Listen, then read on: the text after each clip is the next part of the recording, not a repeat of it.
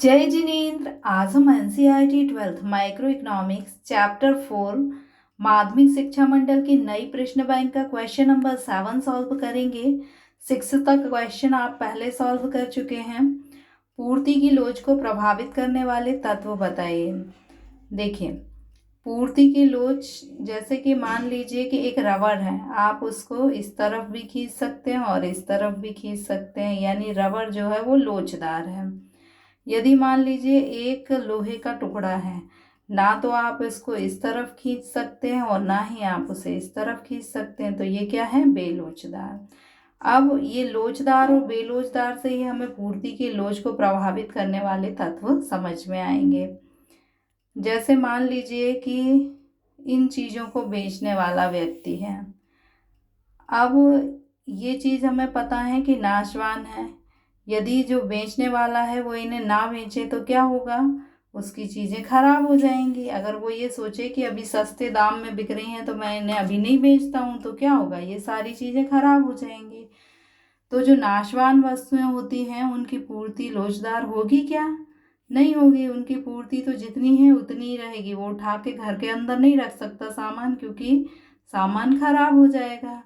लेकिन जो वस्तु ड्यूरेबल होती हैं, जैसे फर्नीचर है, अगर सस्ती कीमत में बिकेगा तो वो व्यक्ति नहीं बेचेगा। तो जो नाशवान वस्तुएं होती हैं उनकी पूर्ति बेलोचदार होती है और जो टिकाऊ वस्तुएं होती हैं उनकी पूर्ति लोचदार होती हैं।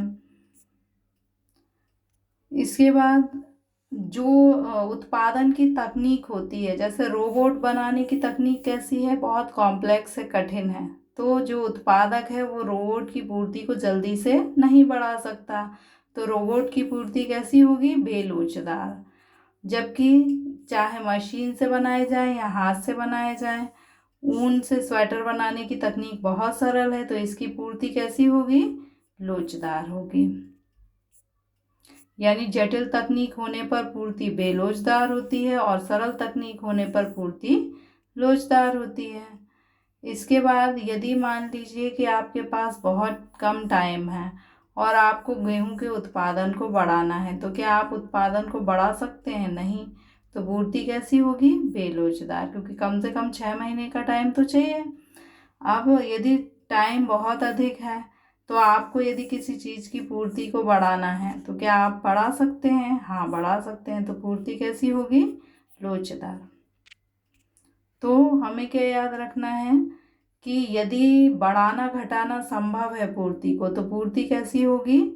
लोचदार। और यदि बढ़ाना घटाना संभव नहीं है तो पूर्ति कैसी होगी? बेलोचदार। अब वस्तु का स्वभाव, जो नाशवान स्वभाव की वस्तुएं होती हैं उनकी पूर्ति बेलोचदार होती है, जैसे फल, सब्जी, दूध आदि। लेकिन जो टिकाऊ वस्तुएं होती हैं उनकी पूर्ति लोचदार होती है, जैसे फर्नीचर।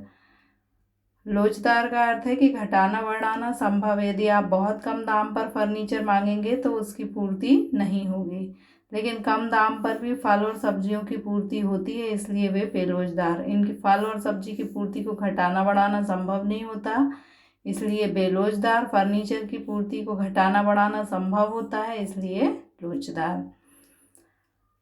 टिकाऊ, जो उत्पादन की तकनीक यदि बहुत सरल है तो पूर्ति को बहुत जल्दी से बढ़ाया जा सकता है, तो पूर्ति लोचदार होगी। उत्पादन की तकनीक यदि जटिल है तो पूर्ति को धीमे से बढ़ाया जा सकता है, तो पूर्ति बेलोचदार होगी। समय अवधि यदि लंबी है तो पूर्ति हम कितनी भी बढ़ा सकते हैं, तो पूर्ति लोचदार होगी।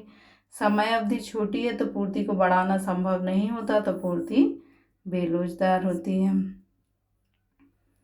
नेचर ऑफ गुड, यदि किसी वस्तु का नेचर जो है, element affected elasticity of demand, demand की जो इलास्टिसिटी होती है वो किससे इफेक्टेड होती है? फर्स्ट, नेचर ऑफ गुड, यदि जो वस्तु है वो पेरिसेबल है, नाशवान है, तो उसकी जो सप्लाई, इलास्टिसिटी ऑफ सप्लाई होगी वो इनइलास्टिक होगी। यदि जो गुड है वो ड्यूरेबल है तो उसकी जो सप्लाई होगी वो इलास्टिक होगी।